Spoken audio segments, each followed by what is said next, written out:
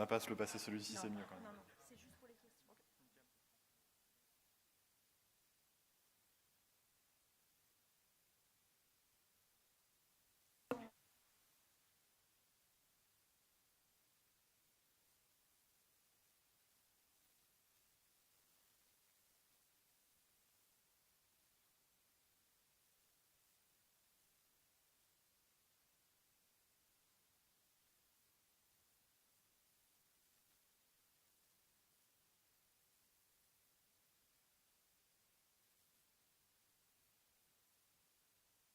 Quel bel établissement.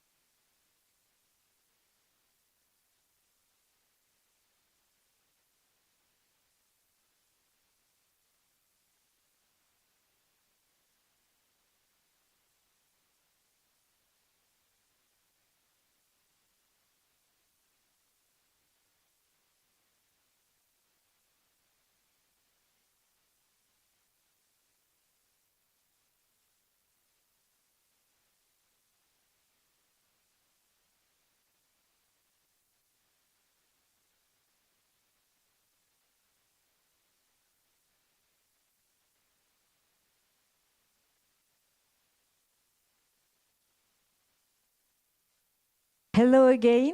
Thank you to be there again, here and online.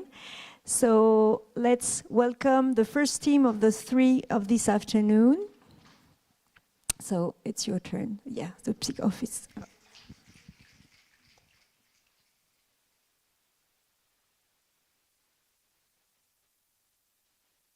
You may know this feeling where you wish people could be in your mind to see and understand what you feel. If we lived in a world where this could happen, could it be useful to have people help you fight your demons? Welcome to the Psych-Office of Thoughts, a story about getting help and healing. Psych-Office is a third-person boss fighting game where you play a young man named Ilham fighting against his mental illness. To do that, he goes to therapy for the first time. A therapist uses a new method revolving around a headset, letting you access your mind and fight the root of your problems directly. We aim at releasing the game for consoles first and port it to PC, Mac and Linux at a later date. The core topic of our game is mental health. However, we don't want to make a serious game. Yet, we want to have a serious approach on this sensitive topic. This is why we will work in cooperation with psychologists and people who are directly affected by mental disorders. In our game, Ilham fights against the symptoms of his mental illness in the form of bosses. While he fights, Maria, his therapist, gives him tools and support to help him contain the symptom and defeat it. The elements she gives could include special abilities or health. Several video games show characters with mental disorders, but we decided to go further by portraying a healing process through therapy, which is important yet quite uncommon in games. Another one of our goals is to depict a cognitive behavioral therapy, also known as CBT, using narration and game mechanics. To do this, we can turn techniques used in CBT, such as cognitive restructuring, into unique game mechanics that players can experiment with. Also, we want a story driven by a faithful depiction of a therapist and patient dynamic, where the patient grows and ends up being able to face his demons alone. So, diving in a surrealist and sometimes chaotic world of thoughts, while still being restrained by your human form, you have different abilities that let you move around and interact with the world. Thanks to Psychic Grapple, you can use the environment to your advantage, reach heights and key points faster, dodge the boss's attacks, and maybe pull partially hidden thoughts by maintaining the trigger to help you through the challenges you're facing. In addition to being a defense option, the dodge allows you to extend your movement, use it with the perfect timing, and benefit a short speed boost to better counter-attack. The attack button lets you inflict damage to the boss's hurt or objects, such as chains and barriers. The button also lets you interact with some elements in the world when needed. And don't forget that you can target the boss to never lose track of it. Finally, you have access to specific power that the psychotherapist gives you to fight the symptom you're confronting. This special ability can evolve through the session to adapt to the boss's new patterns. Each chapter of the game is a session of the therapy where Ilham gets to face one of the symptoms of his depression. At the start of a session, Ilham and the therapist use the strange technology to enter Ilham's mind. The surrealist place is essentially void at first. As you walk, Ilham and the therapist engage the discussion about what brings him here. And as he talks about what's on his mind, words representing thoughts and memories emerge from the void, creating platforms, landscapes, and points of interest. Soon enough, you see a corrupted fragment of a memory, but as you arrive in front of it, a monstrous entity composed of miasmas and negative thoughts takes it and starts to attack you. This entity is a symptom of your depression.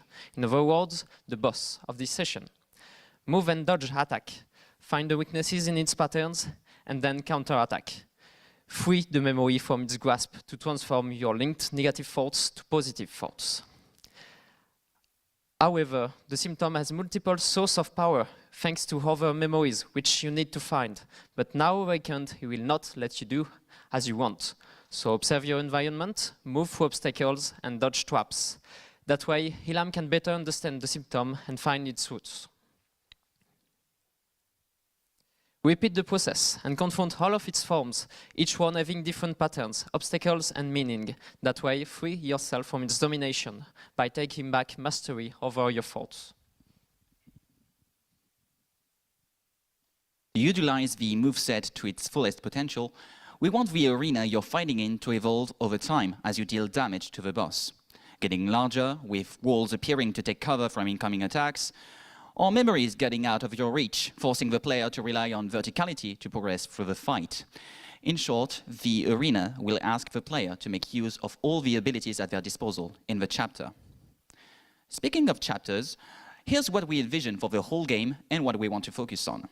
5 bosses will represent a different symptom, as we've said. It will start lightly with a relatively simple symptom and get gradually darker and darker as we dive deeper in the patient's way of thinking.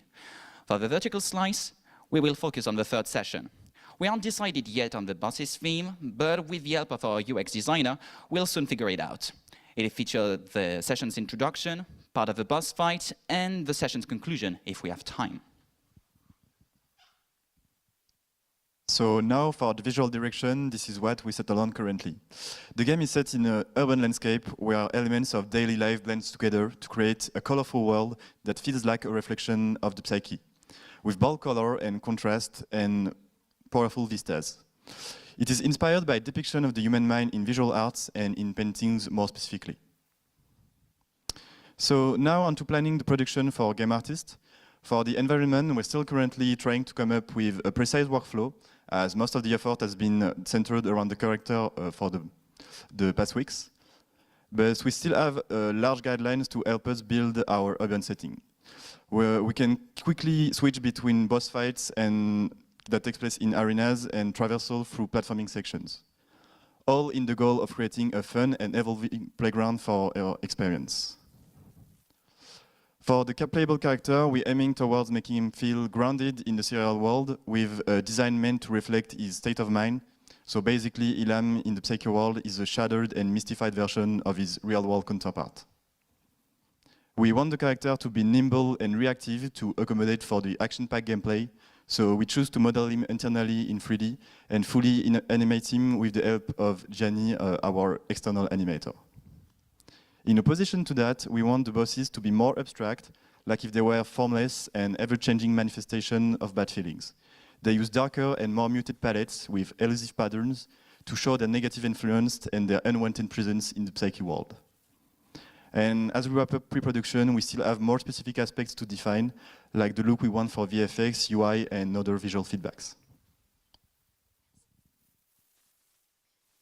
Is our research for the playable character. They are our priority. The concept of the symptom boss will be discussed later. The patient isn't seen in their real appearance, but only in the form of his avatar. And you can see here the first mood pieces and thumbnails for the game environment.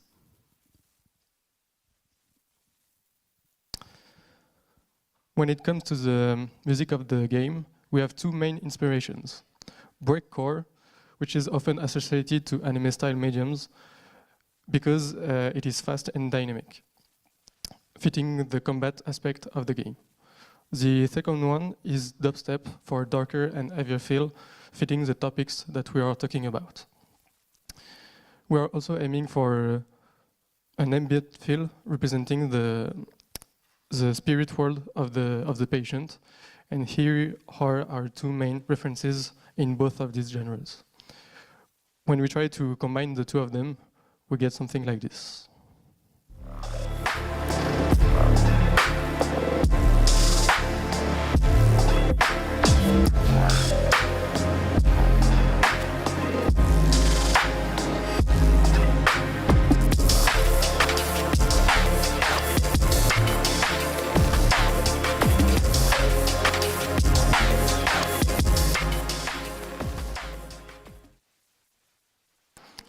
As for sound effects, we are sticking to the anime inspiration and are going for over-the-top, detailed and highly modulated sound effects with a lot of impact.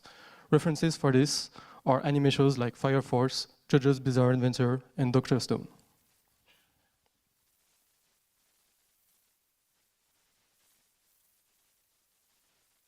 So for the marketing part, we've done a benchmark of the main competitor. In the benchmark, we find inspiration in game like Fury, because it's a boss rush with a story, and their team size is almost the same as ours. Solstice, because there is a relationship between the main character and her sister who help her throughout the adventure. And finally, Solar Ash, because it's a game that inspires our artistic direction, especially for the monsters. We can see they're all pay to play, and they're all cost more than €25 or almost. That's probably the route we are going to take for our game. Since we are making a boss rush style game, our primary target is players who are interested by action-oriented game like Fury. We expect them to be skillful at this type of game. We also have a secondary target, players who are interested by the subject of mental health. We expect them to have heterogeneous skill in action games.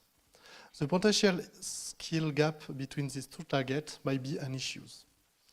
But Celeste has shown us that it's possible to design a challenging game that is enjoyable by both of the targets through accessibility options. Our main selling point or aim of our two targets. The unique selling point of our game is the portrayal of fights against mental illness through CBT tools. And we also focus our marketing on our gameplay, art direction, and the relationships between the two main characters. Thanks for your attention.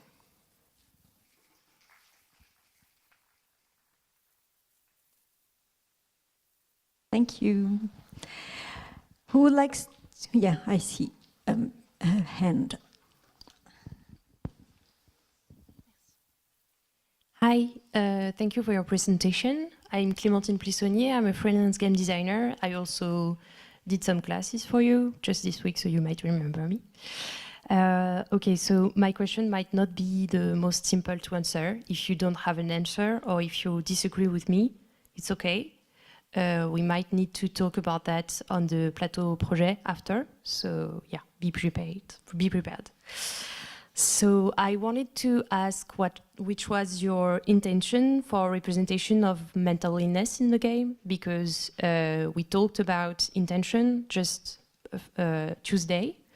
So you need to have an intention on why do you use this subject and what do you want to say with it. So can you answer this question for me now?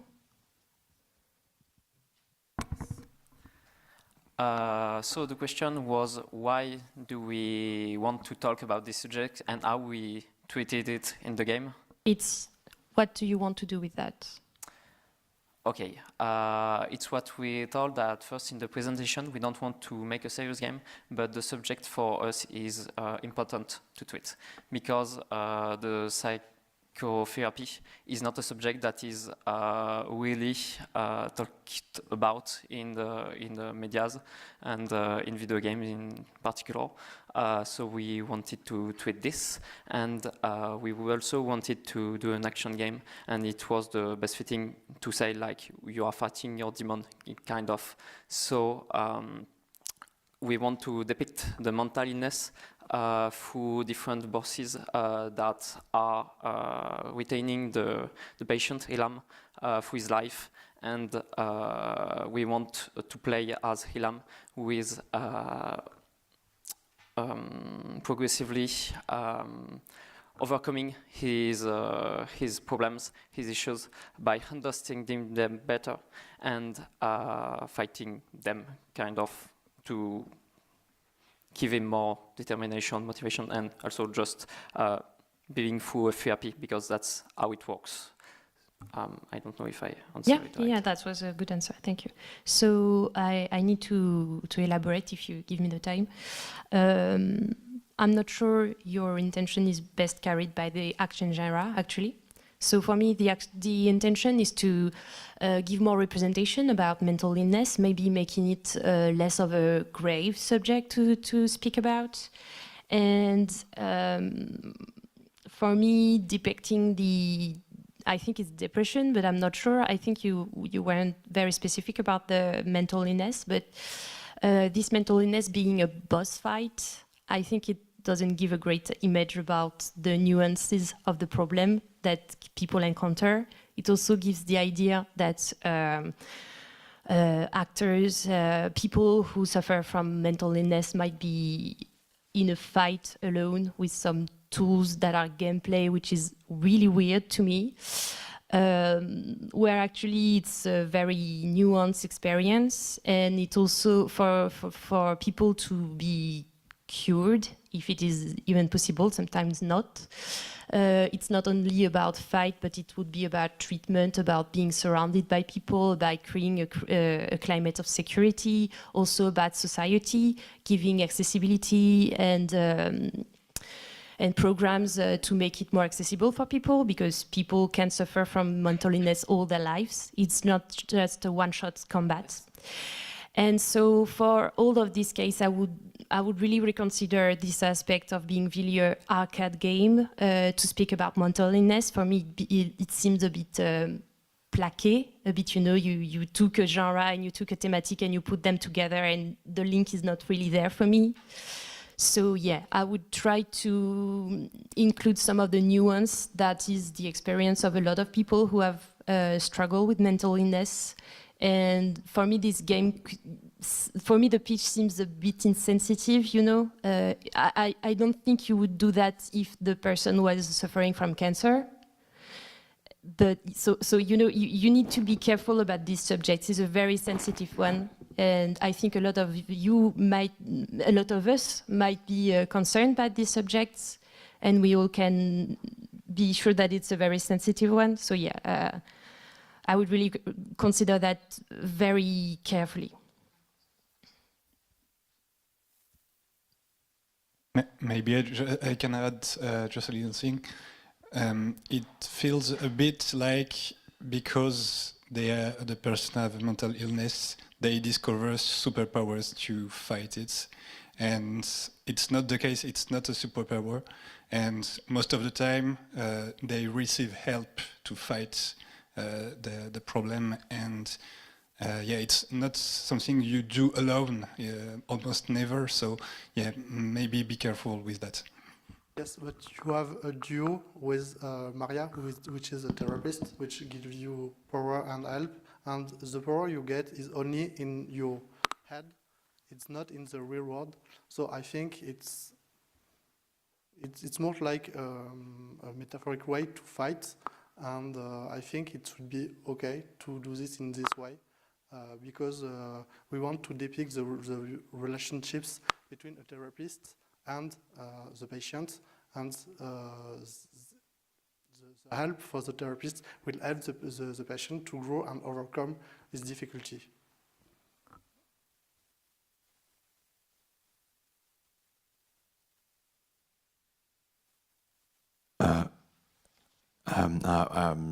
Thank you for putting zero slot in the presentation, but in fact, I don't feel. Why don't you go to a more?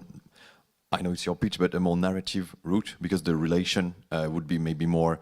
I don't know, maybe adding some dialogue or stuff like that, because I don't really know how you want to do it, but so it's like a voice, the voice of Maria, is that it?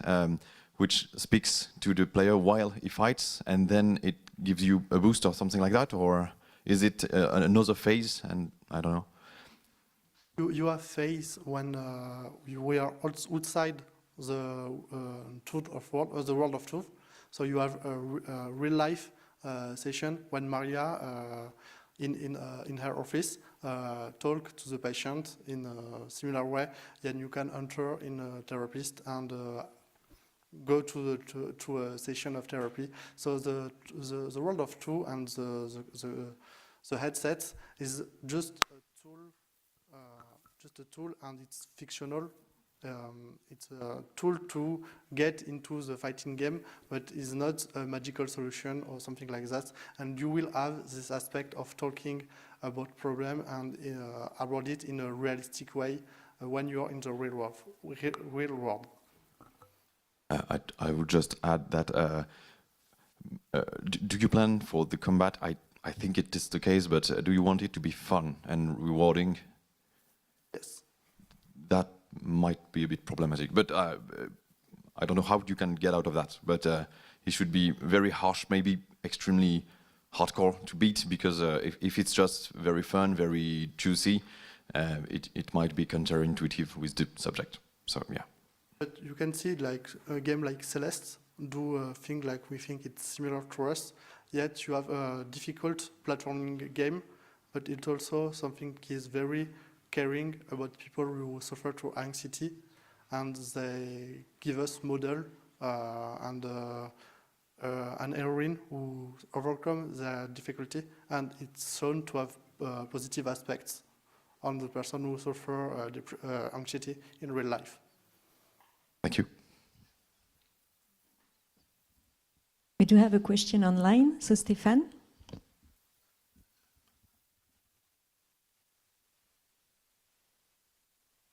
I don't know if you can. We can't hear you, Stéphane. I don't know if you speak. Yeah, can you hear me now? Yes, we can. Okay, just mute my microphone. So my question is exactly in the same mood than the one you had already. First, you are looking in a field which has been a lot explored. Even only at Enjmin, I can think to 3 or 4 games, second or year or first year of the master, which has been around this idea of making a game and a psychological disease and something like that. And if I take exactly, if I understand well your point of view, you have great games like that. For example, Limbo is exactly something where you are confronted to the death of your sister and how it changed you, and it's a platform and fighting game. So first, I think you should consider the possibility of making something really innovative in this spine. From your presentation, I don't understand what is the relation between the boss, the psychological problem that you are trying to solve, and the fighting mechanism. Is there any kind of something which has a meaning between these different things? Of course, even if you make an action game, according to your subject, you have to make a hard narration and to go deep in the narration, and even vertical slice to convince somebody to put money on your game. You need to express something which is go deep in the narration. That you need to read and to learn a lot of things about the psychological disease and treatments, even if you have a psychologist for you. And if I have a suggestion on this thing, is take a book about the subject of a novel, for example, or a film or a television series, which is recognized as a good one, and start this to construct the structure of your game.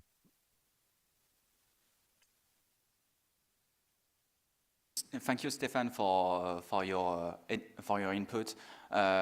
We've had some references in media, like TV shows, movies, video games. We've also have contacts with psychologists and people who are affected by mental disorders like depression or others. We also have members in our team who are deeply concerned and affected by those issues as well. So, yeah, I forgot the rest of your question.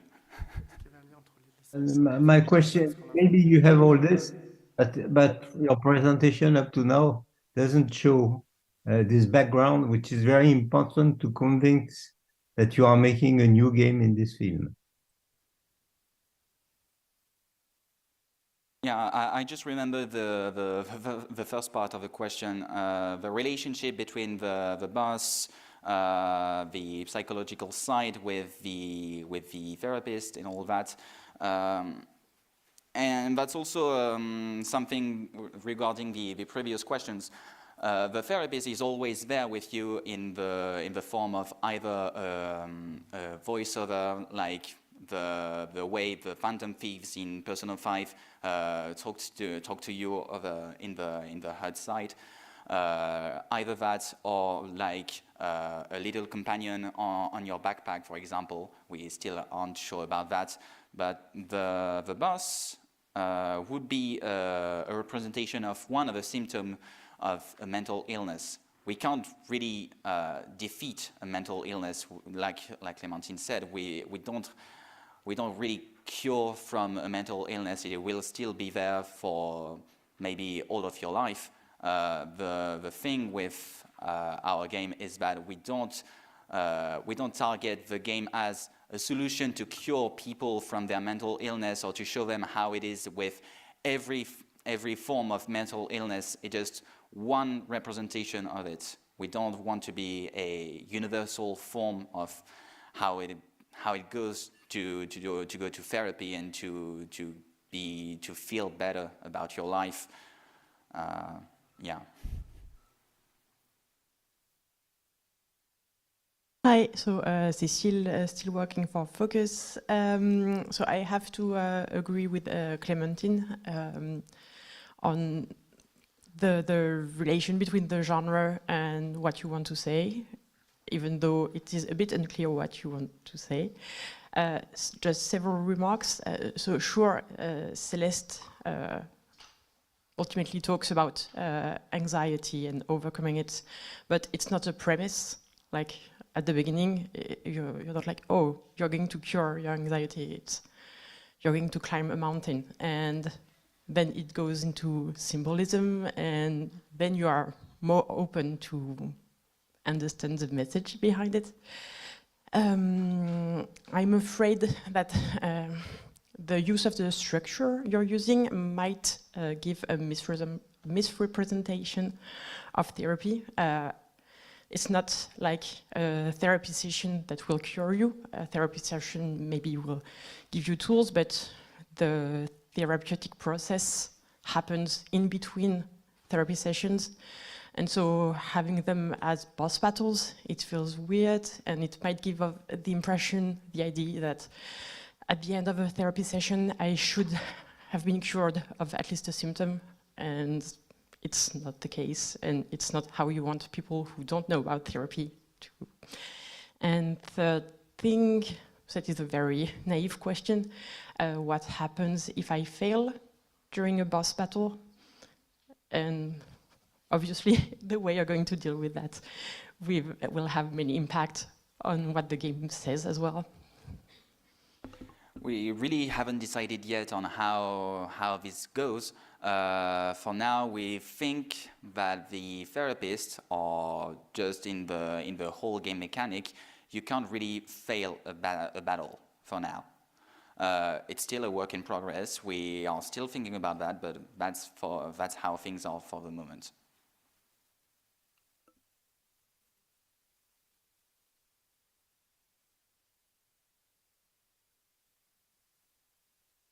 Yes, hello again, Aida del Solar, artist, art director here. Yes, we were working a little bit about this. The day after, I'm having this reflection that this tool is not a healing tool, but it's a helping tool. Depression is the consequence of something, or the sign of what something is not going well. You cannot have a standard thing with options and questions, because the main problem is the feeling of loneliness. So maybe it's a pre-tool where it's a very wise questionnaire and very interactive thing where the person who is not feeling good can discover that this depression comes mostly from feeling alone. I think it's not having nobody to talk with or to be heard by somebody.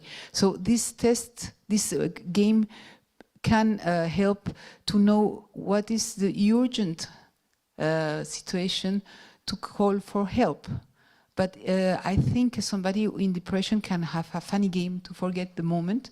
But if this person is speaking about how bad he or she is feeling, being reassured that maybe this phone is good, and to make a call and to try to see how it can be better. But I think we need a human. We need a human. You cannot avoid the human and the professional help. But this can be a tool to concretize, to show that maybe you should ask for help. And in a very beautiful way, in a very comprehensive way, to say, well, guy, we are a game, we can distract you, but we cannot heal you. Thank you for your input, Aida. Regarding the human side, yeah, we thought about that. On the narrative side of things, we are talking about a headset, but that's on the backfire, that on the back burner, that the technology is not the solution to everything. Maybe the game could talk about that, but therapy shouldn't be associated with technology. But we still aren't quite sure about if it's going to be kept in the final form of this project, but it's something to consider.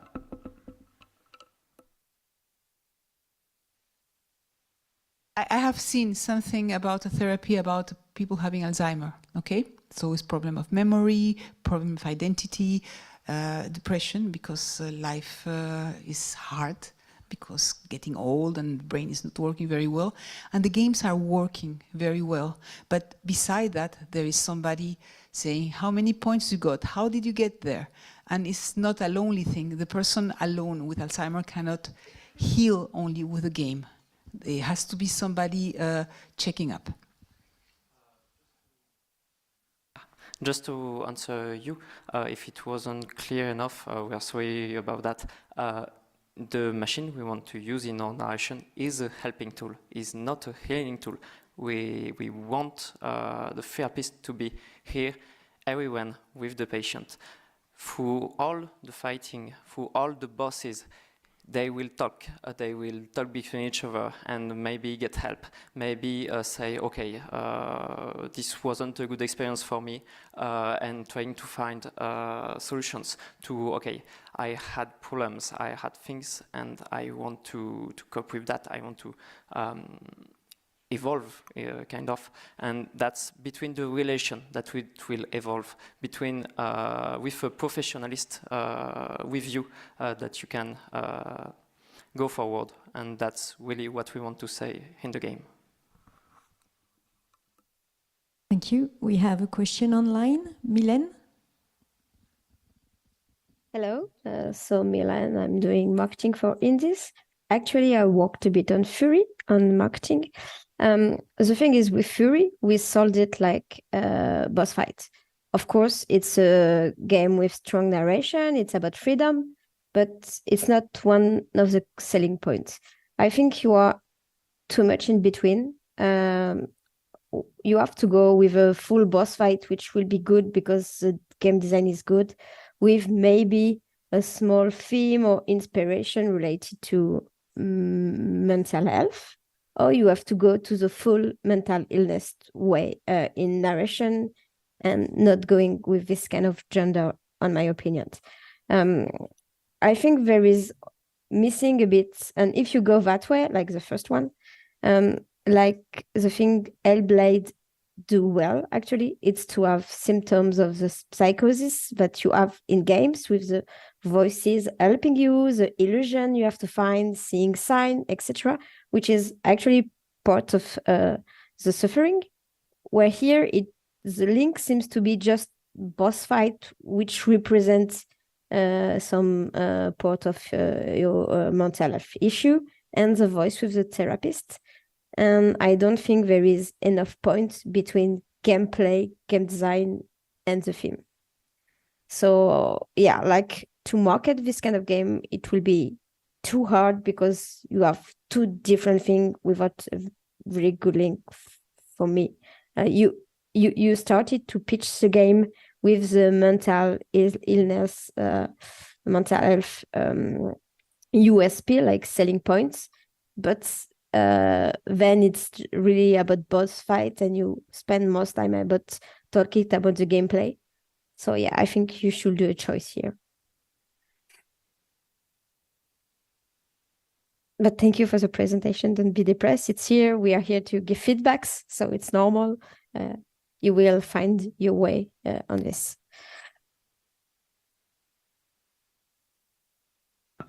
Okay, thank you for your feedbacks. We will take advice from you. Thank you. Hello, Gaston, user researcher at Ubisoft Bordeaux.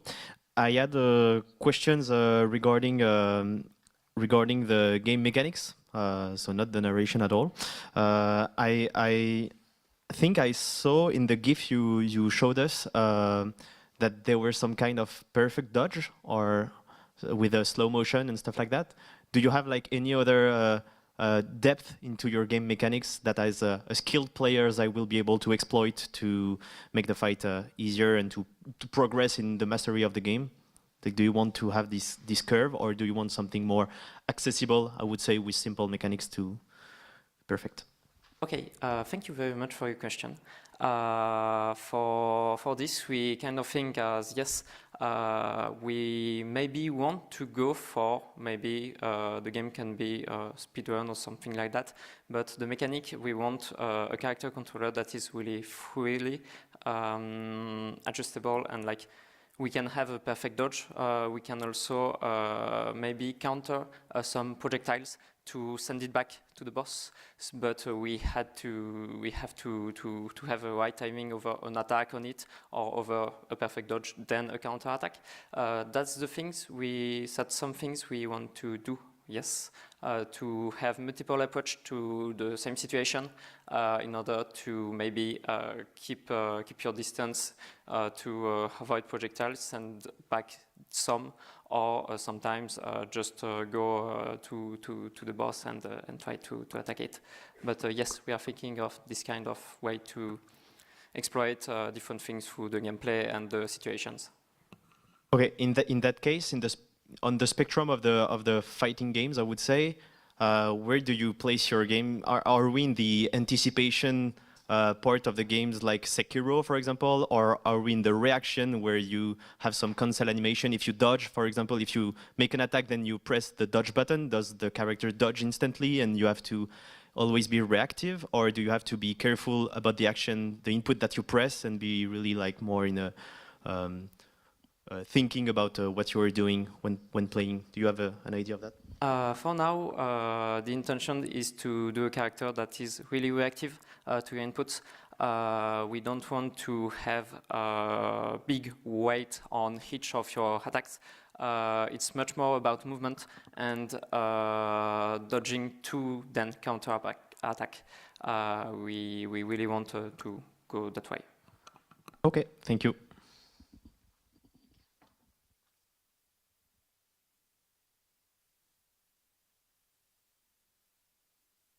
Thank you. I'm just checking if there's nothing online. Yeah, thank you.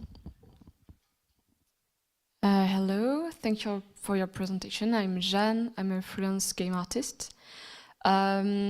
It's more like a remark. You can do whatever you want with this, but for your bosses, I would say that the choice of making an ethereal, abstract, slimy, dark figure is really not too original, and it doesn't mean a lot of things today because it has been overused. So you might, if you want, consider to maybe design something that means something with what you want to say about depression and fighting mental illness, maybe do some research with designs, because it really has been overused, but you do whatever you want.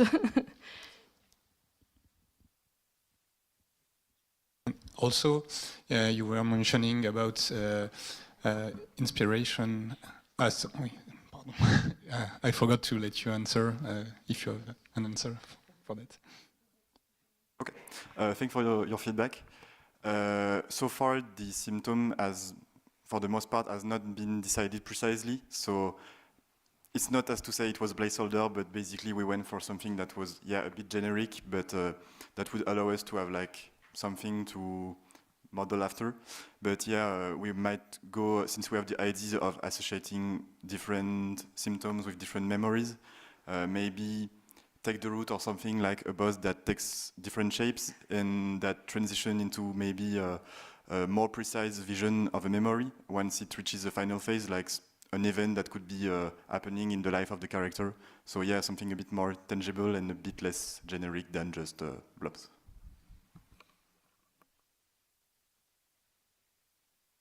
Sorry. I was saying that you were talking about inspiration from anime, Japanese games also, and I think that's something good that you can keep no matter what choice you do in the future, because with this style you can go to one extreme or another and express a lot of things. So I would say anyway, keep that choice, because you can adapt it very easily. And I think it's giving us a good vibe with the art choice you're making.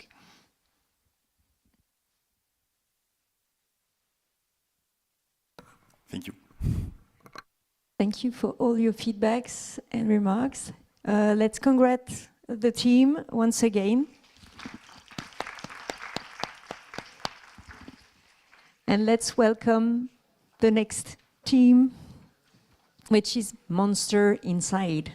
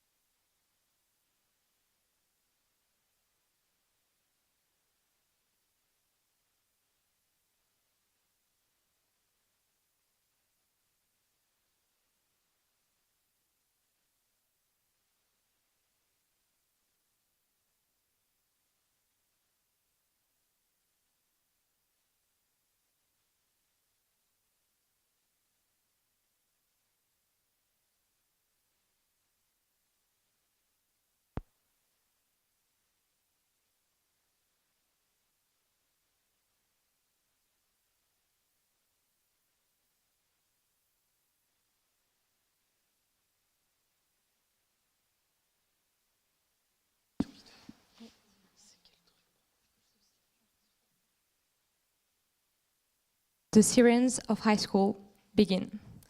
All of the students get locked down, except for Clémentine and Sacha, the twins, who stayed in the corridors. What was supposed to be an anti-monster exercise turns out to be a nightmare. Welcome in Monster Inside. In the art team, we have Rémi, Adjé, and Hélène. Sam is our UX designer and user researcher. Gorik is our sound designer and music composer. In the programming team, we have Tanguy and Mathieu. Marie and Maëlo are our game, level, and narrative designer, and I am the producer of the project. So, Monster Inside is an asymmetrical horror game made for 2 players with a cooperative gameplay. The game is built on Unreal Engine 5 and aims to release on PC and consoles with a duration of around 4 to 6 hours. In this 2.5D world, with a side-scroll camera, both players will have to flee the monster inside their school through infiltration puzzles and running faces. Beware of the monsters and the noise you make. If they catch one player, you may have a chance to save them. If they catch both, it's game over. So what are the reasons for potential players to buy your game? First, because they want to get frightened together in this quite unique experience of a cooperative horrific game. Secondly, to rediscover the mood of a French high school in a teen movie vibe. And eventually, because it is an asymmetrical gameplay that creates replayability. Yes. A quick word about our characters. So Clémentine and Sacha are twin siblings who both are struggling with gender stereotypes. They don't understand each other since they started high school, but still care for each other. Clémentine is an introvert rebellious punk who loves chemistry, which reflects in her gameplay as she can craft and throw firecrackers with different effects. Sacha is more outgoing and popular. He secretly loves doing urban exploration, which explains his gameplay involves lock-picking doors and lockers. These characters allow us to explore the themes of teenage angst and more specifically gender identity. To dive a bit deeper into our game mechanics, players can walk, sprint, crouch, and jump. There will also be some specific interaction, such as picking up resources or hiding from the monster, and ones that involve both players, like running together, which is faster than running in solo, or reviving your hurt twin. Okay, great, but what about the asymmetrical gameplay? Both players have a special mechanic associated to their skills. Let's start with Sacha and his lockpicking. Holding the trigger lets you insert tools into the lock, while the joystick helps you find the right spot, which then needs validating. And now let's go through the firecrackers mechanics of Clémentine. Player can change the firecrackers they want to craft or throw. When they aim their target, the player can shoot. A final work-in-progress mechanic connects both our players, the link. When the twins are standing too far away, one of them can start to feel dizzy. They will find themselves unable to move freely. The link, which is protecting them from something unknown, is broken.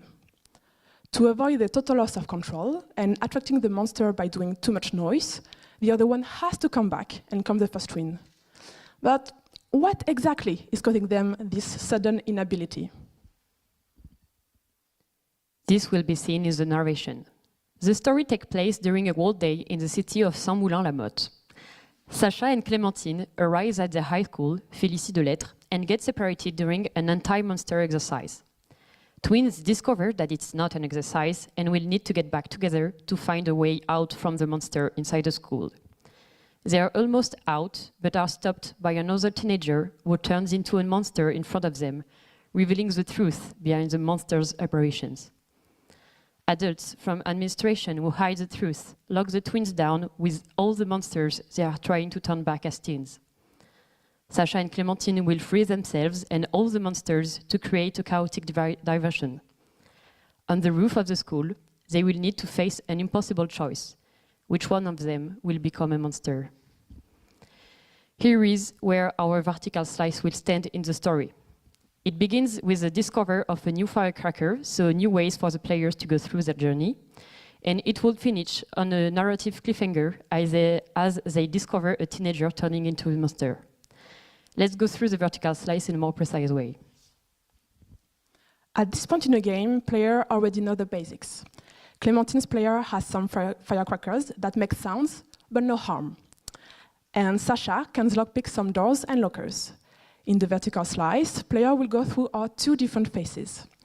First, they will try to infiltrate the lab to find chemicals to craft more aggressive firecrackers.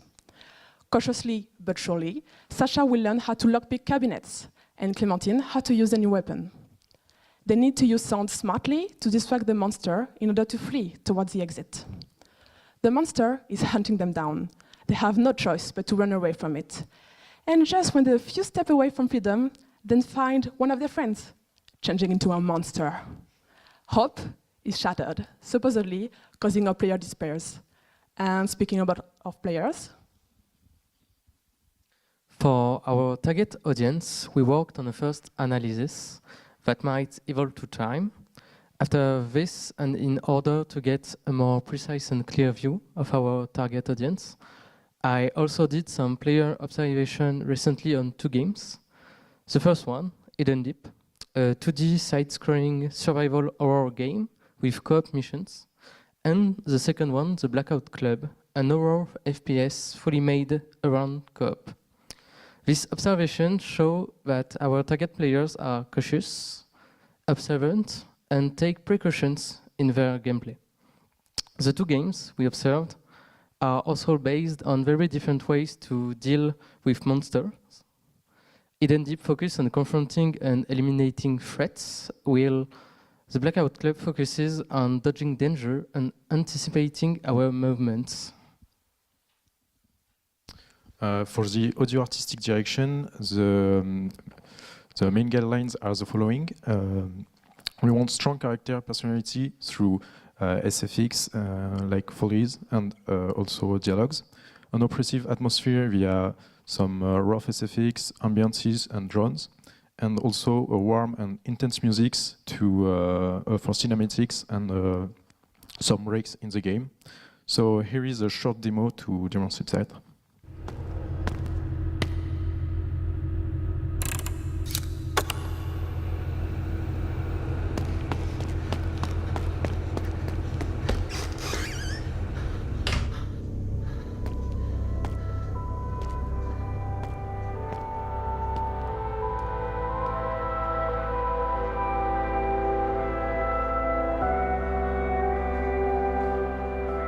A few words about the audio systems.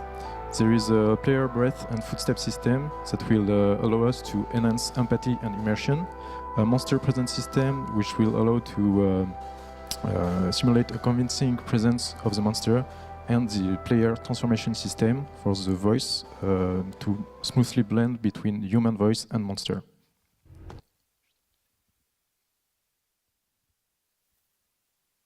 We want the story to take place in a French high school in the 90s, in a universe set between a reality and fantasy. The humans would be represented in 2D, whereas as the monsters would be in 3D, to create a contrast between them. Like our main references, Inside and Little Nightmares, we want the game to have thoughtful staging and light effects. For the mood board, we seek to find a visual balance between stylized and the realistic, avoiding the extreme of a style that is too cartoonish or too down to the earth. This will allow us to have a certain freedom and add a touch of fantasy to the shape of this universe. We also want to move away from an atmosphere plunged into darkness and prefer to play with the play of shadows and twilight, creating an environment lit by colored lights to contrast with a less saturated decor. The monster we design will serve as a metaphor for adolescent insecurities. It is therefore essential to find impactful design linked to the story we want to tell. This is why we aspire to integrate a poetic dimension to horror, both visually and in the narration, by exploring the origin of this transformation in a more artistic way. And finally, to accentuate the contrast between the setting and the characters, we will opt for a color palette evoking an alternative universe of the 90s. The monsters will also have bright colors, but with a touch of fantasy and psychedelia. To finish with the visual artistic direction for the technical side, the game will be composed mainly of flat drawn sprite in a multidimensional environment, and we'll be using 3D lighting techniques to enhance the atmosphere of our game. About our business model, we are interested in an episodical model that would present advantages for the kind of game we are designing and its target audience. We're still in a research phase about this to figure out details. We started analyzing and benchmarking some of our competitors, and we are actually working about our marketing positioning in the video game industry. Thanks a lot for your attention. Now time for questions and feedbacks.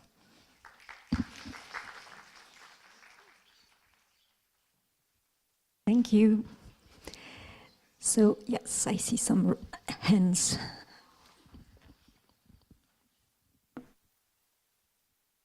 Hi, Laura from Playdigious, producer. I kind of want to bounce on the last slide with Netflix as partner. Why not? But Netflix, at the moment, only publish game on mobile, so your controls doesn't work with that. And in the co-op game, well, you won't be able to do local co-op on mobile. You can try, might be difficult. So if you want to go with Netflix, why not? But you'll have to change a few things. We can discuss this later if you want. But first remark was especially this. And for the episodic model, it's not, we don't see much of it now. So I'm not sure it's the best idea for you. But yeah, need to think about this a little, I think, just to make sure that it's the right choices. Other than that, thanks, it was a great presentation. Thank you. Hi, so Cécile working for Focus Entertainment. Thank you for the presentation. I have so first thing on your characters, I think it's very refreshing. For once, it's not like we have a strong guy and a small girl, or so it's refreshing to have different kind of special abilities, and thank you for that. One question was on the progression. So I understood that Clémentine unlocked or discovered new recipes for her firecrackers. Sasha, if I understood correctly, like becomes able to pick new types of locks. Does it mean that we get to revisit sections of the high school that we visited before, or not at all?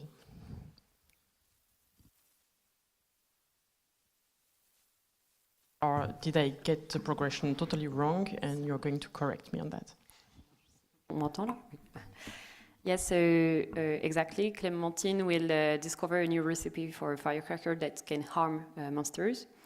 And Sasha, at the beginning, can unlock like easy doors, and at some point of the game will steal a badge from the administration to access new places.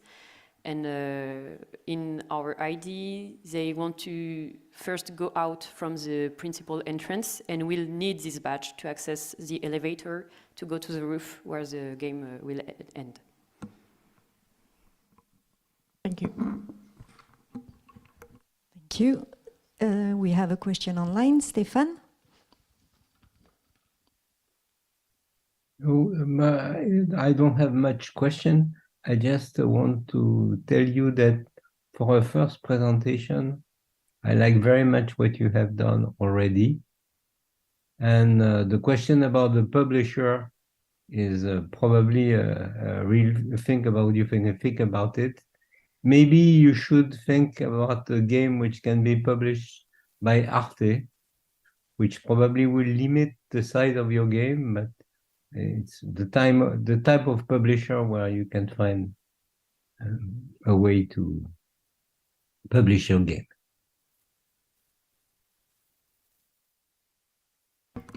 Thank you for the feedback. Hello, I'm Thomas from. I'm a 3D environment artist at Dontnod. I say it back because I said it only once this morning.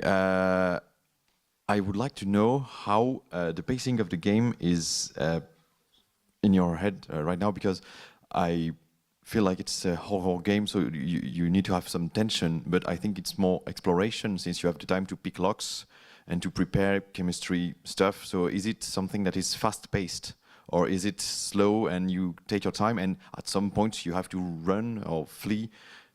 Is it very tense or more exploration-based? So there's two phases. The first one, which is more about infiltration, when you need to be quiet to don't attract the monster. It's the moment when you can craft and unlock doors. And that's why Clémentine can create diversion to allow Sasha to unlock stuff. And of course, we need some more fast-paced phases when you run, when you don't have any place to hide.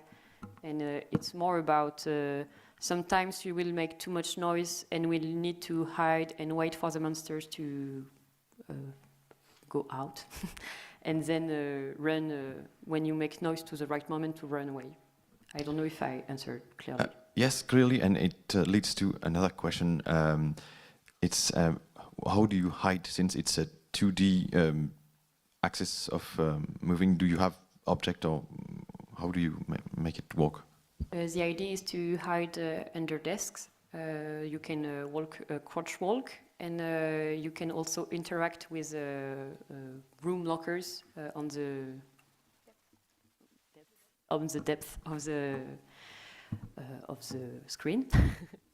And you just it's just an animation where you enter the lockers and you go out, and that's it. Right, thanks. It's exciting. I like the presentation. Thanks. Hi, I'm Clémentine. I'm a game designer, freelance game designer. First of all, thank you for choosing such a cool name for your character. But it was really weird for me because I just went up every time you said my name, but it's okay. So for the real feedback, it was a nice presentation. I feel that it's a really cohesive thing that you presented. I like that there is a real connection. That was I'm stealing an idea from my colleague, but you said earlier that it was like there is a relationship between the character, and the link is quite damaged, maybe questioned, and we felt that in the gameplay too. Like you have to cooperate, but not get too far from one another, but also you don't do the same things. So yeah, it was for us. It was like quite thematically, it was logical and it worked. So that was good.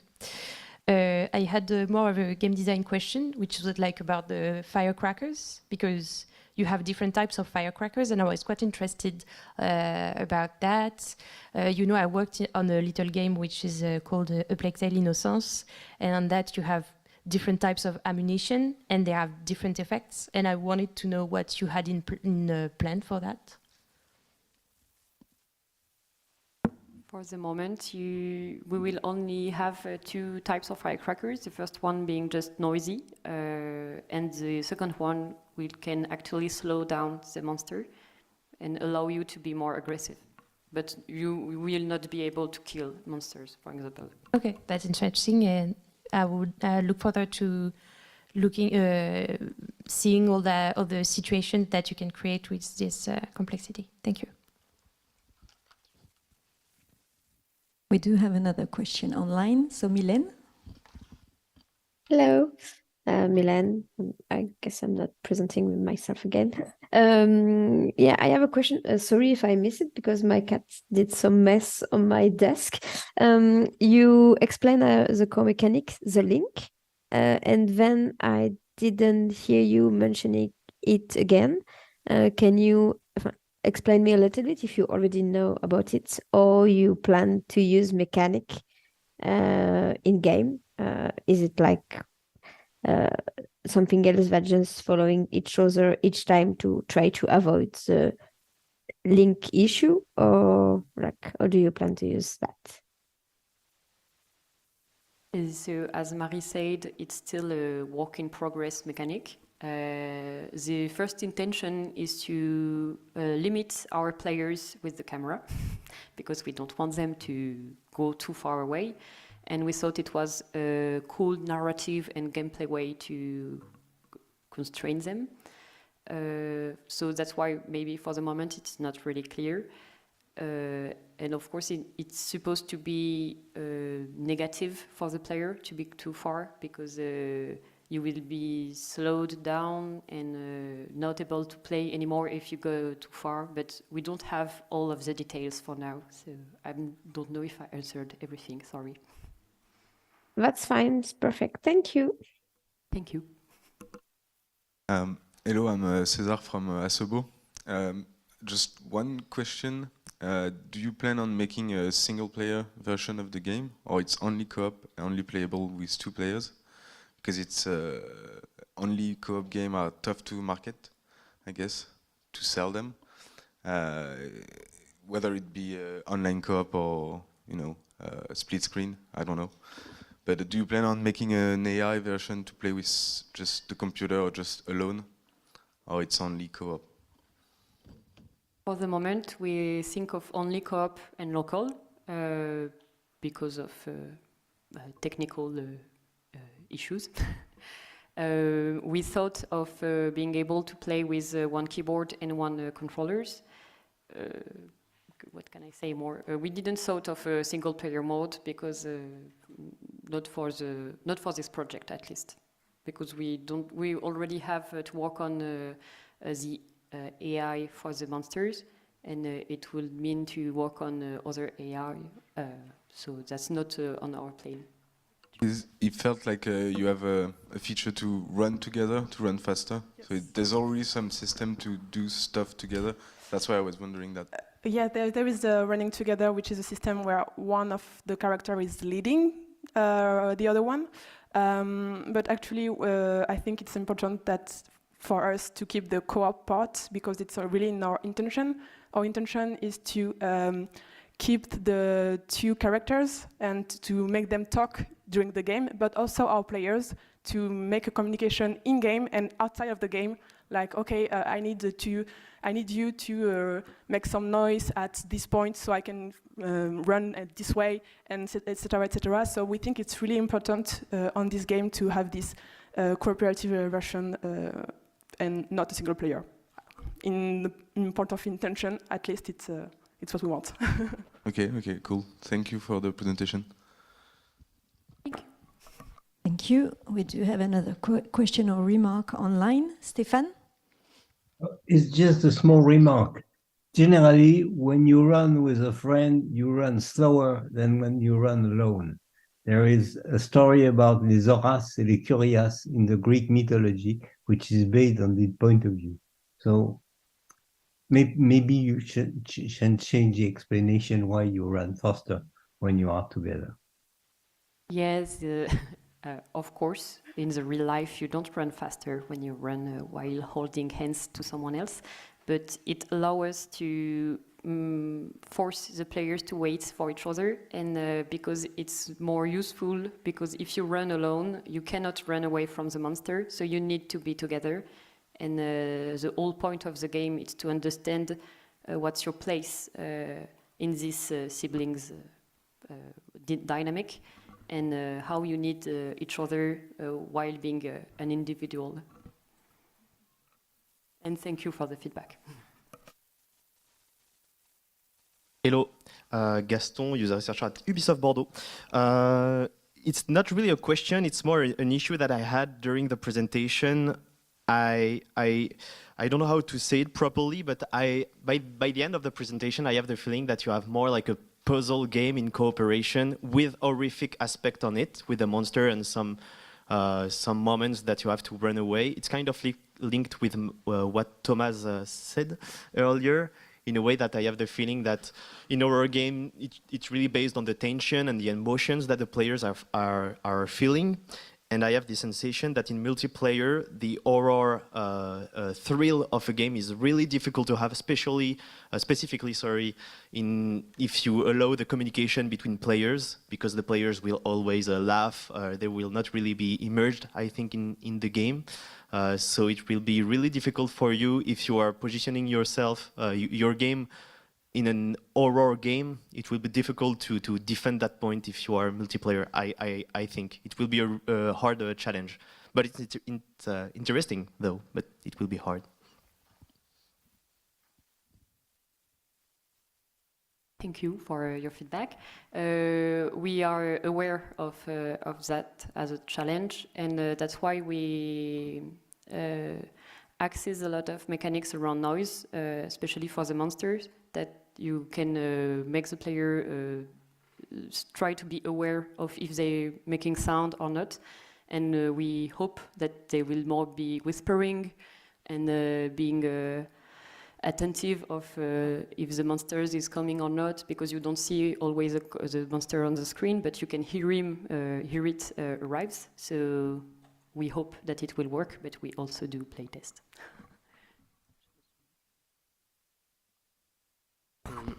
About this, not an advice, but about your topic, in observation about the Blackout Club, we did some local, technically local cooperation with 2 PCs, and the hour works a lot because each other was on their computer, but together in game, and each other faced dangers, regroup, and but your advice is very interesting and pleasant to hear. Thanks. If I can add something, you talked about "we were here" in references, I guess. This is something that they dealt really well, I think, where you play with a player, but you can't communicate every time in the game because you have solo parts, but with your friend, the other part on the world. So maybe you can take an inspiration in that, like to restrain the communication between players. Yeah, but I think it's a good advice, but I think it will be more hard for us because it's a local cooperation game. So it's more hard to ask players to don't talk.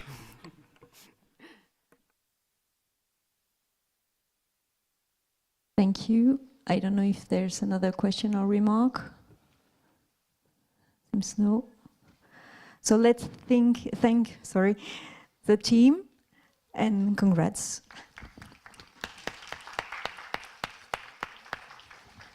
And let's welcome the last team of today, Shokh.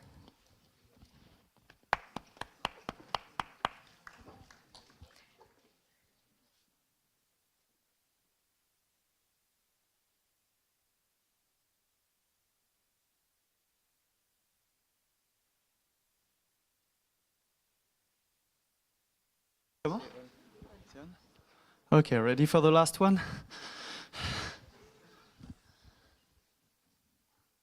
Be brave.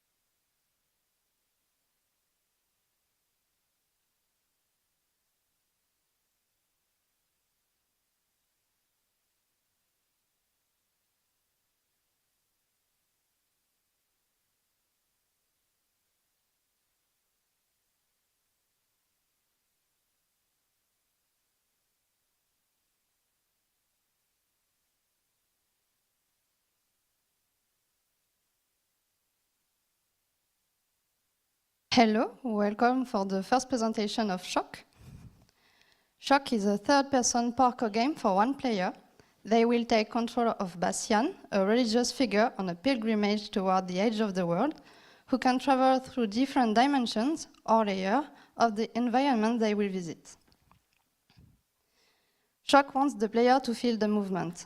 It wants them to feel small and vulnerable, yet agile and capable of overcome a cold and hostile environment. In order for our design to remain coherent, we focus on 3 pillars, defining both the narrative and gameplay aspect of our experience. The multi-layered environment, USP of our game, the gigantism, with the impression of evolving through immensity, and a fast-paced experience. The ambience will be liminal and melancholy, as it is both a disparate runaway and a road trip taking place in the end of the world. Our targets are mid and hardcore players between 15 and 30 years old who mainly plays on PC. They are interested in parkour game or fast-paced platformer, but they may also play fast FPS. They mostly play at home during the evening or the weekends. Their gaming sessions are rather long, between 1 and 3 hours. Their main motivations to play are fluid and fast movement mechanics that feels and looks cool, a challenging experience that offers a lot of mastering and replayability, and finally, a level design with alternative paths that let the player express their skills and their creativity. Speaking of gameplay, we established some guidelines to help us design a juicy character controller and a resilient level design between flow and puzzle. With our goal of doing a fast-paced parkour game, we thought of creating a rule of complementarity between the 3 layers, following the principle of rock, paper, scissors. Every layer is designed to solve problems you can have in the 2 others. The first one will be a neutral, regular physics one, and the main layer of exploration. The second one will be a place of speed, with long rails to slide on and slippery surfaces that will allow the player to gain momentum. However, this will be a very risky place to stay, full of dangers. This is designed as a resource well, because here we will consider momentum as our main resource in the game. The third one will act as a counterpoint to the former. It will be a slower place with an underwater-like physics, slowing you down like a bullet time, a slow motion, and acting as a rectification phase, a sink for your momentum. Changing layer will be possible at every moment in the game with a simple input. What we are looking for is a sensation of juggling between the layers to find creative and fun ways of solving parkour problems through momentum management and exploitation of every layer's unique mechanic.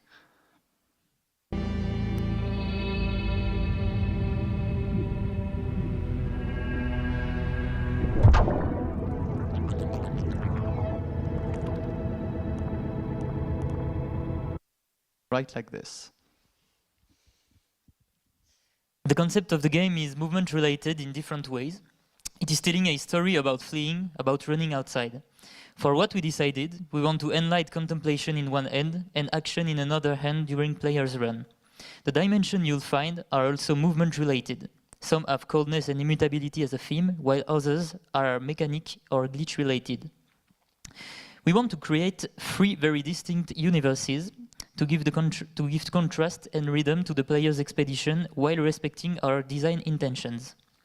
For the sound, we want to accompany the journey of our character with a really dynamic and moving soundscape, allowing the player to find contemplation during their run. For the music, we will take inspiration from several genres, such as Soviet wave,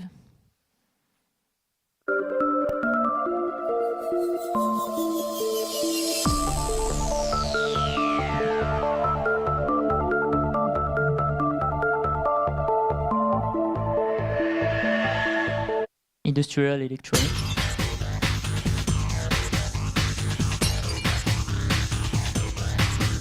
and glitchy breakcore.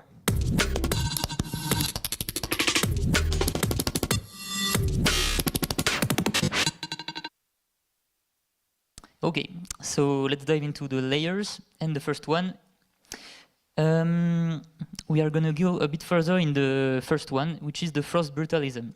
We wanted to highlight their specificities with 3 distinct artistic treatments, speaking of layers, sorry, where each layers represent a varying degree of abstraction. The first one is a kind of Siberian brutalism with hard, immovable shapes that oppresses the avatar and pin them to the floor. It represents the neutral layer with a regular physics. Regarding sound, cold and immutability should be felt. Huge reverberations should emphasize the feeling of being overwhelmed by the architecture. And the biting frost will be represented by a non-complete spectrum, lacking of low mid frequencies in order to make the high end naturally sharper. The second layer is an industrial twisted reality, which takes inspiration from blame and carbon and silicium. It features a lot of cables and pipes to add contrast to the squares and cubic shapes of the first layer. The cable shapes running toward a vanishing point tend to synergize with the speeding mechanics of this layer. It is where you gain momentum, run faster, and glide further. This is the most metallic and heavy sounding layer. It should sound a bit more in the face with strong low mid to bring contrast with other layers. The atmosphere should sound thicker to bring another feeling of being little in the middle of the huge. The last layer is way more abstract and represents an antechamber to reality. The environment and sounds would get really distorted, and we would like to dive into weird, abstract, and highly stylized visuals. Our main reference are glitchy tesseract or that scene from Interstellar, hence the feeling of floating and suspension representing the mechanic of slow motion featured in this layer. This is a pose, a deceleration. This layer could go from glitchy to really abstract sounding textures to represent time and space folding. We also imagine some more random sound behaviors than in the other layers. Developing the character controller is, with the level design, one of the two main challenges of this project. Along with creating early prototypes to iterate on, we elaborated a method to rationalize our movesets depending on situations they were used to resolve. Here you can see how we put the slide, jump and run sequence in connection to allow the player to gain momentum. We then expanded the diagram, adding moves as we thought about situations and new situations as we started to get new moves, creating a coherent relationship between gameplay and level design. Thus, we are currently designing a whole moveset by testing and trying out new situations, adding new action blocks to our gym and preparing to start building the definitive level. We like to let ourselves be surprised by what emerging mechanic could present itself at the edge of the diagram. We started to imagine how the story would go throughout the whole game and defined that the character would try to extract himself from a high-going world city to reach its confines. The vertical slice will take place a bit less than an hour after the very start of the game. It will begin a moment before the first appearance of the swarm, the main threat of the game, and it will end after the prophet reaches the relative safety of the rooftops. It will be divided into 3 sections. A first one, calm and used as a tutorial for the mechanics, a fast-paced and risky sequence of running, and then a calmer and contemplative sequence. We believe this setup will display the experience of the game in all of its diversity. Okay, so for vertical slice, we will only focus on a PC release, mainly because it will be the easiest option for us, and it also permits us to target a platform used for semi-hardcore games like Shokh, as well as creating a more focusing environment for our players. For more accessibility, we will work on a way to control the game with the game controller. We're also considering to release Shokh on Xbox One and PS5, like most of our competitors, as our target also plays a lot on those consoles. Here you can see how we see Shokh compared to similar games. Our selection criteria were parkour games or games that contain special ways to move in the environment. We want Shokh to be fast-paced and not too linear by providing a main path and some shortcuts. During our marketing studies, we found that fast-paced parkour games is a niche genre, especially when it's not blended with other genres like FPS or adventure. However, we believe Shokh could meet success with speedrunners, for example, like Mirror's Edge did. We also did some researches about the selling price, and our first guess, compared to our competitors, is between 30 to 40 euros. Thanks for listening.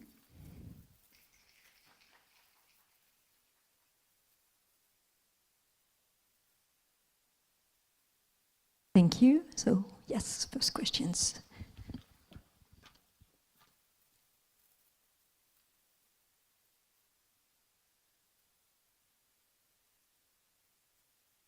So, hello, I'm Lucas, former producer at Ubisoft, now running my own game studio.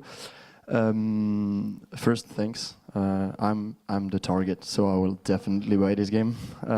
Though I have some questions. You were talking about long sessions, about players' motivations, but I haven't seen anything regarding for instance, like leaderboards, or how can I measure myself to other players? Because we know that especially when we're talking about speedrunning things, it's all about comparing myself and my performances to other players. So first question is, do you have anything in mind related to this?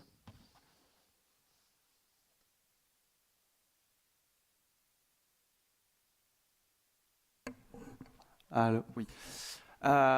Yeah, we are actually currently studying this possibility, but it hasn't come into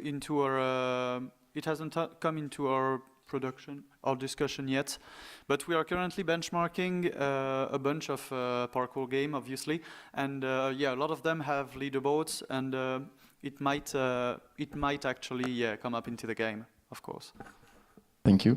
Another one is regarding the marketing positioning and the whole marketing slide. I think, and I definitely believe that niche is okay, and we're now in a world and in a market of $200 billion, so you will definitely find players for it. Though I'm having kind of an issue trying to picture it where it's now on your visual representation, because I think, especially if you're targeting to sell it between 30 and 40 euros, it will, regarding the production value you're going to add to it, you're comparing yourself to Spider-Man, to Gravity Rush 2, to Solar Rush, Mirror's Edge. These games are kind of AAA, AA, plus games. I think it's tough for you to try to beat these games and go in frontal against these games. So I would suggest to maybe assume a much more niche, like speedrunners, as I said, positioning, to satisfy players, and you will definitely find your audience, I believe. And one last, you were mentioning the console versus PC. I think playing keyboard and mouse with this game is much more comfortable than playing with controllers, because you have to move very fast sometimes. There's a lot of sensitivity questions. So yeah, I was wondering, how do you plan to test this also? So yeah, sorry, 2 questions in a row, I'm sorry. There are several questions. Yeah, I'm sorry. No, it's okay, it's great. We are actually constantly testing what we are doing, both with keyboards and controller. But the issues, I think we're all kind of new to this, obviously, because we're students. But like I think the issues we meet when doing a parkour game in third person are really different than when you do it in first person. And so we're trying to solve some problems to give more agency to the player, more pleasure to play, but to keep the possibility of using a controller with an optimum experience of game. Okay, thank you. I will have a lot of questions later on the plateau, but I will come back. Yeah, definitely. It's obviously a debate. Yeah, thanks a lot. Hello, Gaston. I had thanks for the presentation. That was super interesting. I had a question regarding the layers. I did not understand how, as a player, should I use the layers to gain or slow down my momentum, and what's the point of slowing down my momentum in the layers of the slow motion stuff? Even though it's beautiful, I want to go fast, so I will always stay on the layers, on the layer where I go super fast. Like how, in a gameplay situation, why would I choose the layer? For what purposes?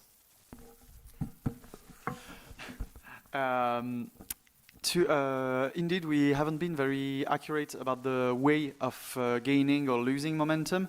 You will, to answer this and then address why you should lose momentum, you will, in the layers will have different physics, and the materials onto the layers will have different properties. Thus, in the second layer, the speeding one, some materials will allow you to glide or to slide on them, and you will overall gain more speed when you gain momentum. While in the second layer, you will have, as we said, an underwater physics, like as if you were in a slow motion world. And why should you lose momentum? It's a bit like we based ourselves on Solar Ash, the function of going slow-mo. At some point, it's just to correct your trajectory or to, at some point, make a pause, which you can always compensate with the second layer. So you should lose momentum at some point to gain control. Basically, you trade momentum for control. And would it be mandatory as a player, or if I'm like the super skilled players that I am, I can stay in the fast layer and... I think nothing is impossible for really, really skilled players. So I won't try to. Okay. I won't try to keep them from doing it. Okay. But right now we are not sure. But we will try to design level that sort of bring you to take the best of every layer. Okay. Thank you. You wanna go fast.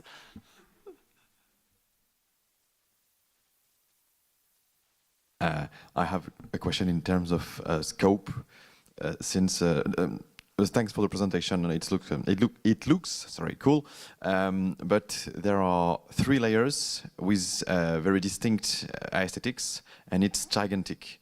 So how do you plan, in the case of a vertical slice, to produce the assets and to I don't know what art direction you have chosen. Maybe it's still in discussion, but how will you achieve that in 2 months?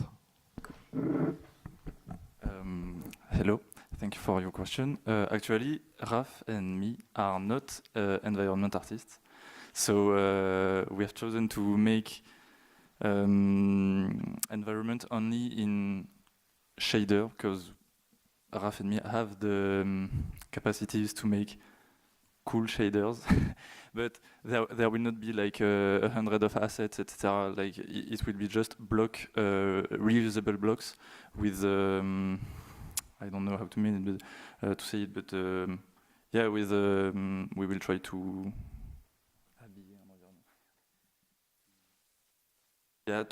dress the environment and the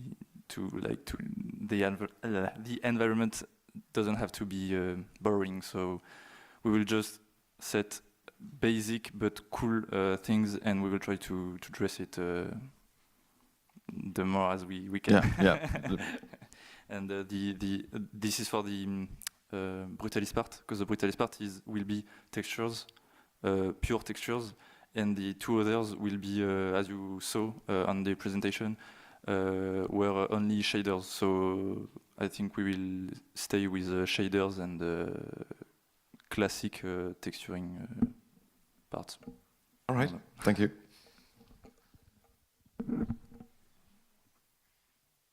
Hi, I'm on a team of worried about scope people here. So first off, thank you for your presentation, it's very good. I think what might be lacking for understanding your layers is maybe an example of a situation where you have to switch layers. So if you want, next time maybe do an example and it will work better, I think. My worry about scope is not only for the environment artists, but you look super clever with your shaders and stuff, so that's good. But it's also, for me, when you do platformers, one thing that is the most important of all is your physics and controller. If you have a bad physics, your platformer will be awful. So you have to worry about that twice as much as any developer of a platformer, because you have 3 different physics. So that's what worries me. It has to be super effective, and you can make that face, because that's my face too. So maybe just do 2 first to see how complex it is, how hard it is to make, how much time it takes, how many retakes you have to do. And game designers, try to set your intentions as early as you can for the different layers in terms of control and in terms of permission. Like, can I correct a movement if I make it 1? Can I correct a jump? Can I air control?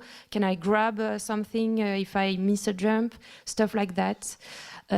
So be very specific in terms of what you want, what you expect for gameplay, and it will be faster than adjusting a little bit by a little bit. And maybe start with 2 layers. I know it's a bit annoying, but I don't know if you want to answer or not. We don't really. We agree.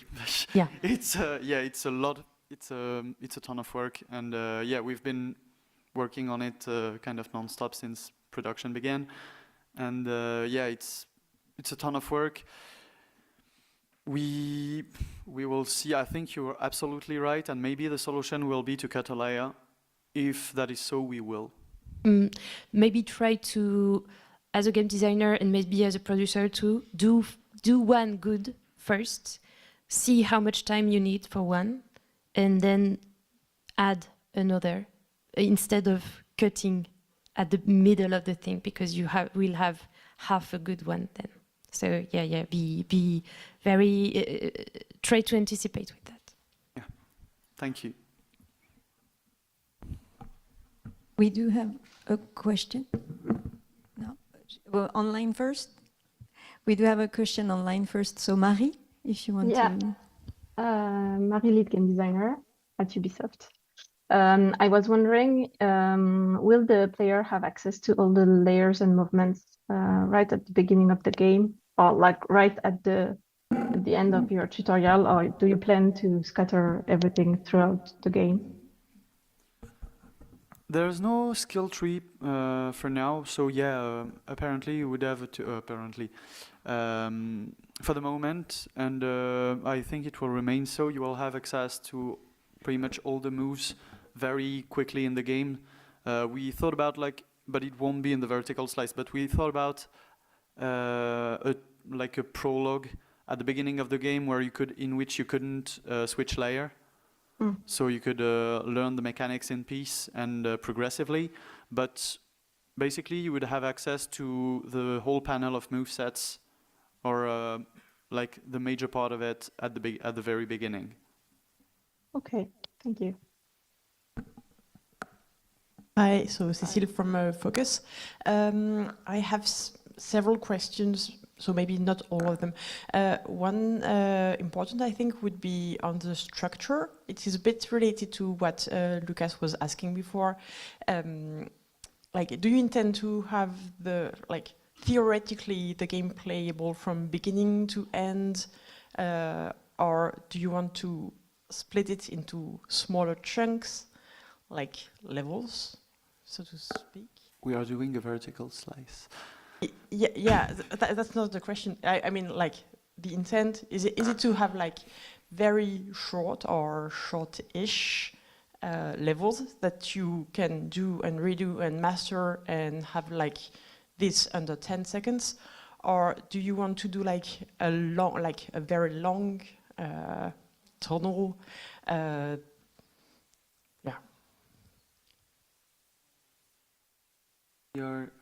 Or maybe you don't know yet, and that's all right.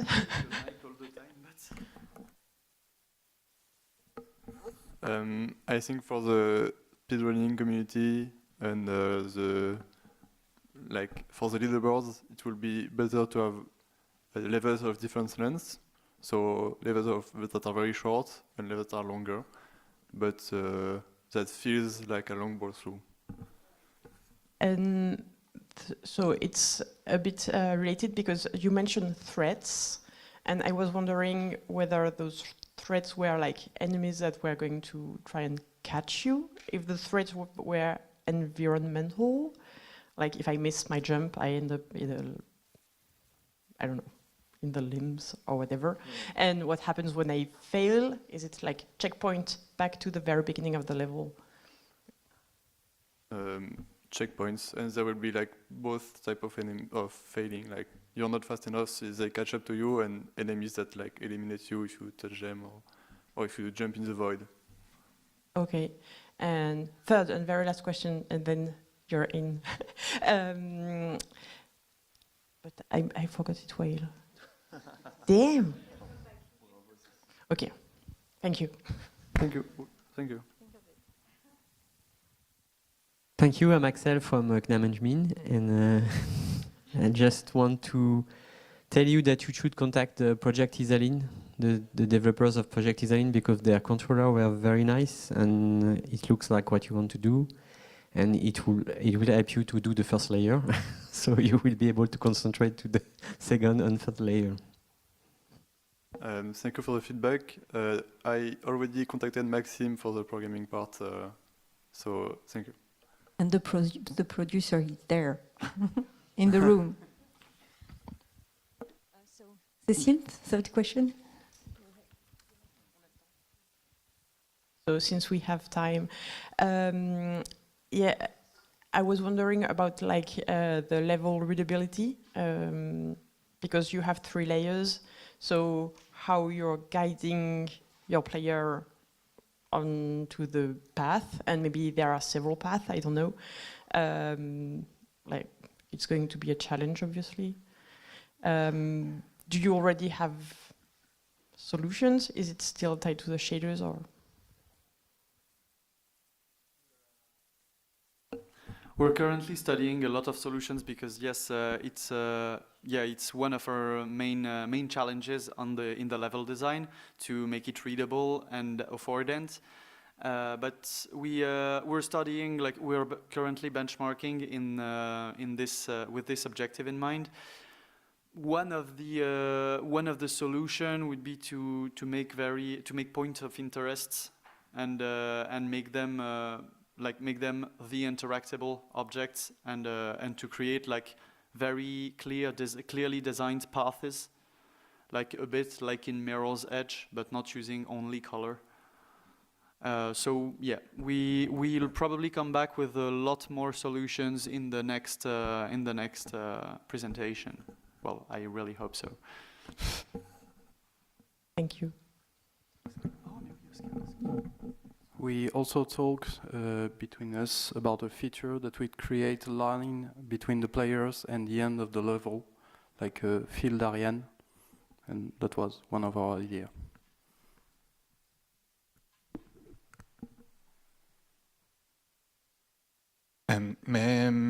So Timothée from Ubisoft. Maybe I missed it, but for sound, I'm not sure if you talked about how the aesthetic will shift when you change the layer, and what aesthetic do you want? Is it a global one, or do you intend to change it depending on the layer? And also, I feel during the presentation that it was a lot oriented towards music, and if not, what will you bring in terms more on the sound design part?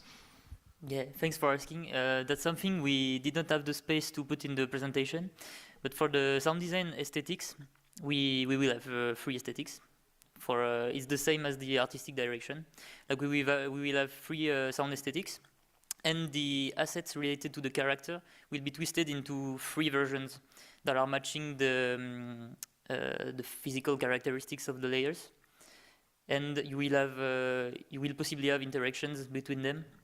For example, when you will trigger a changing layer movement, you can have the first part of the sound that is related to one layer, and then the final part of the sound that is related to that is sounding like the layer you're crossing in. So yeah, there will be a lot of things to do with that. I don't know if it's answering or not. Yep, and for the sound design part and for the music, will you change the type of music, or will you maybe shift it depending on the speed, or is it going to be one track or several layers that will change depending on the layer of the game? Yeah, so there are several concepts to work on. The first one that come in mind obviously is the concept of layers, but I think what will be interesting is to work looking at specific genres that represent the layers, the one we heard in the presentation, and then transpose the music according to these genres, and then you'll hear the music changing as you're crossing the layers. So you will play the same part of the music, but it will be rendered in a different way. You will have different effects applied to them, and you will have different instruments that are characterizing the genres. For example, Soviet wave or industrial music. We can hear that in the demonstration, but it's short, so it was not really clear. Thank you. It's a good idea. Be careful with transitions, because if it's depending on what the players are doing, it might be a challenge if they are sort of short switches between the layers. For you, it might be difficult to follow up with the transitions, if you know what I mean. We have the chance to have a changing layer effect, so we will have a sound that is matching the visual effect. So it's making a natural stinger for the music. But yeah, the changes should be subtle and reflect the atmosphere you're coming in, but in a subtle way, I think. And we fought with programmers to make the music more dynamic, like making, so for example, a break system, like to make breaks in the music, like after several changes of layer. For example, after 10 changes of layer, you're making a break in the music to make the experience a bit more responsive. So we have those ideas, but we have several paths to explore. Okay, thank you. Thank you. Thank you. I think that was the last question or remark. So let's thank again the last team of today. And thank you all for this exchange. And to close the day, I will ask all the teams to come back down there so we can congratulate them all. And in the meantime, I would like to thank all the support we had. So first, the technical team, Javier and Florian. And please, a big round of applause to them and to Florian, because I think it will be the last main oral presentation with him. So please, a big round of applause to Florian.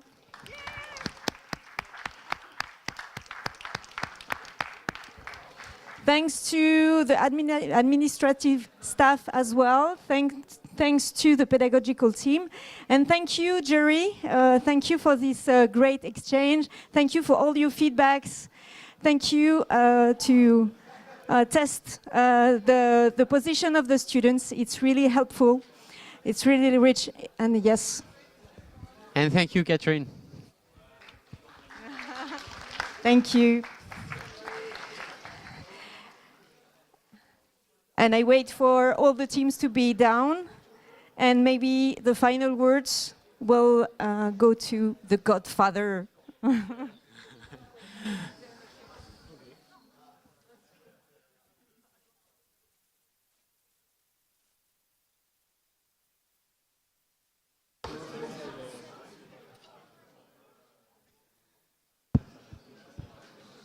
Okay, so congratulations to all of you. All these projects have a lot of potential in one way or another. I know I didn't ask any questions, but I had a lot of things to say every now and then. But I prefer to go there and speak to you directly. Although I don't want to be the guy who says, "Oh, you should totally do this," and you think, "Yeah, we have thought about it, it doesn't work." So I prefer to speak directly and ask questions. But I wish you, I suppose, good luck. I remember that we were quite exhausted in March. That was in 2008 for us, 8-9. So I don't know if I should wish you that, but it was like, it didn't feel negative. It was more like we were tired. But I wish you good courage and good luck. Anyway, thank you. Congrats to you all. So let a last round of applause for the teams, because they did already a great job.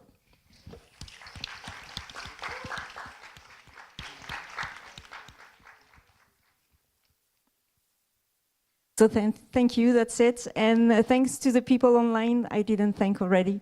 Thank you to you all, and you still have time to go meet them there and see the prototypes you haven't seen and keep discussion. Thank you.